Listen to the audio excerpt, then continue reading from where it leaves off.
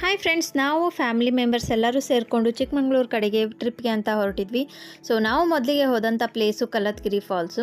ತುಂಬ ಚೆನ್ನಾಗಿತ್ತು ಈ ಪ್ಲೇಸ್ ಎಲ್ಲನೂ ನೋಡಿ ತುಂಬ ಖುಷಿ ಆಯಿತು. ಇಲ್ಲಿ ವೀರಭದ್ರೇಶ್ವರ ಸ್ವಾಮಿ ಟೆಂಪಲ್ ಕೂಡ ಇದೆ. ಎಂಟ್ರಿ ಫೀಸು ನಮಗೆ 50 ರೂಪೀಸ್ ತೊಗೊಂಡ್ರು ಒಂದು ಕಾರ್ಗೆ ಅಂತೇಳಿ. ಚಿಕ್ಕಮಂಗ್ಳೂರು ಕೇಳಬೇಕಾ, ದಾರಿನೇ ಚಂದ, ಅದರಲ್ಲೂ ಮಳೆಗಾಲದಲ್ಲಿ ಹಚ್ಚು ಹಸಿರಾಗಿ ಆ ಮೋಡ ಕವಿದ ವಾತಾವರಣ ಎಲ್ಲವೂ ತುಂಬ ಚೆನ್ನಾಗಿತ್ತು. ಇಲ್ಲಿ ಕಟ್ಟಿನ ಚೌಡಿ ಅನ್ನುವಂಥ ಚೌಡೇಶ್ವರಿ ದೇವಸ್ಥಾನ ಕೂಡ ಐತಿ.